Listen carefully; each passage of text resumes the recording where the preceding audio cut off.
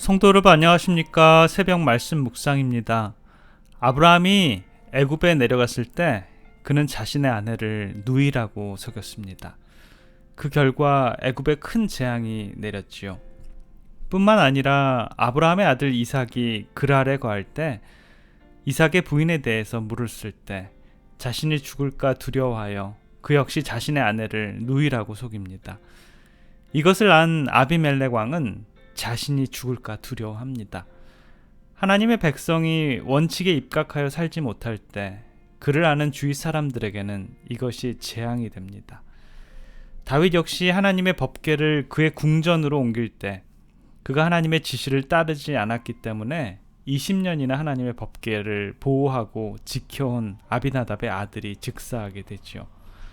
하나님의 뜻에 따라 하나님의 백성들이 살지 않을 때 이것은 저주와 재앙과 재난이 되게 됩니다. 하나님의 백성이 하나님의 뜻대로 살지 않고 믿음대로 신앙생활을 하지 않으면 그것은 모든 백성들에게 저주와 저항이 됩니다. 하나님은 하나님의 뜻대로 행하지 않는 그러한 교회에 축복하지 않으실 거고요. 그러한 개인에게 복을 주시지 않을 겁니다. 오히려 그러한 교회는 이웃과 사회에 독이 되며 저주와 재앙이 될 뿐이지요. 교회가 과연 하나님의 뜻대로 모든 일을 행하고 하나님의 지시를 따라 모든 교우들이 합심하여 기도하며 사랑한 자들을 매일 자문해야 할 것입니다. 우리 각 개인은 과연 하나님의 뜻이 무엇인지를 알고 매일 자신을 하나님께 맡기며 하나님의 뜻과 계획과 계명에 신실한 삶을 사는지를 확인해야 할 것입니다. 신명기 28장에 기록된 이스라엘을 향해 선포된 축복들을 살펴보길 원합니다. 신명기 28장 1절로 6절에 있는 말씀입니다. 내가 내 하나님 여호와의 말씀을 삼가 듣고 내가 오늘 너에게 명하는 그 모든 명령을 지켜 행하면 내 하나님 여호와께서 너를 세계 모든 민족 위에 뛰어나게 하실 것이라.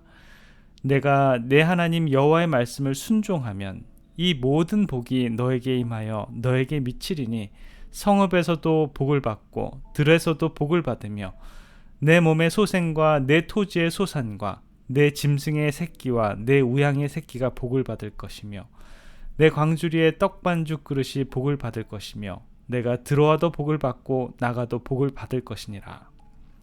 이러한 축복들을 늘 기억하시기 바랍니다.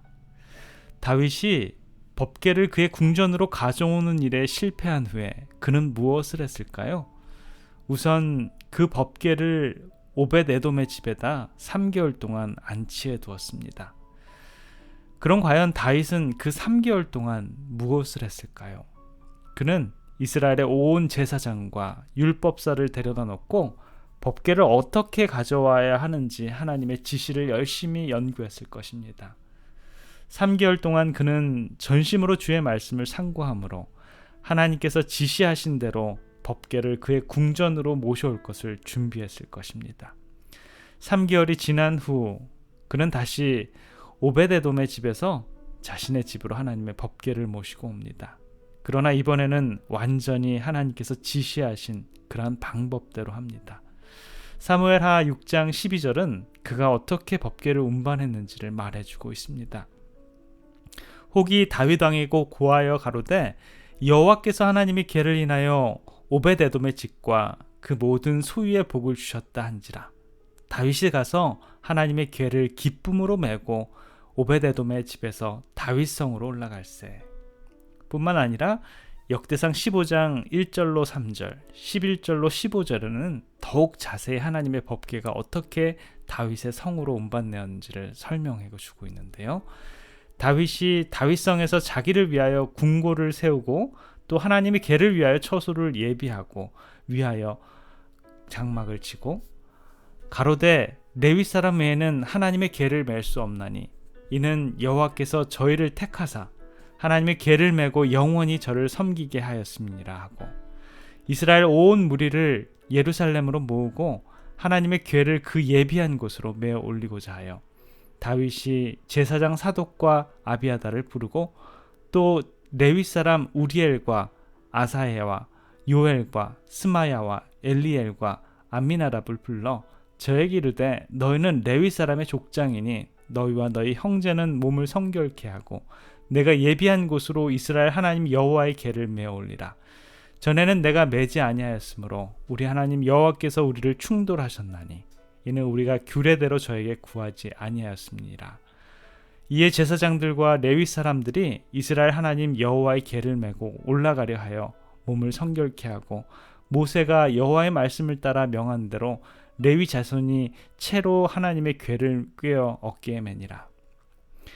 하나님의 말씀에 진정으로 순종할 때 참된 기쁨이 있습니다. 다윗은 그것을 경험하고 있는 것이죠.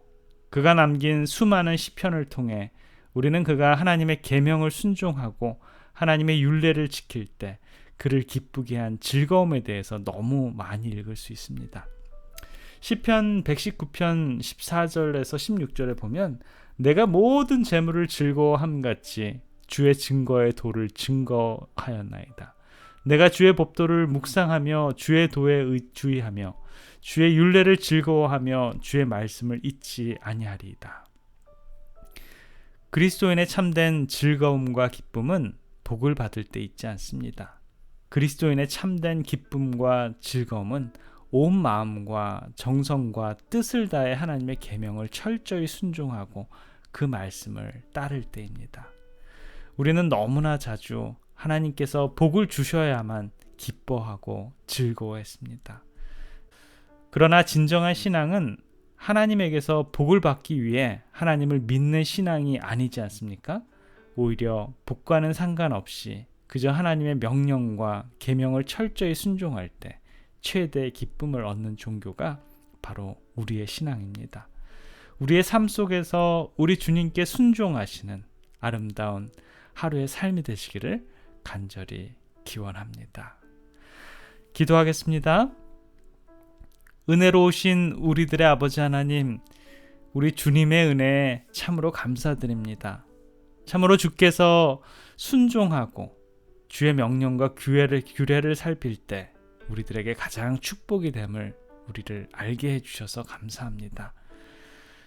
우리 주님의 백성들의 삶이 아름답게 꼴지어지고 우리 주의 장막 안에 거하는 우리들의 삶이 될 수 있도록 주님 축복해 주시옵소서.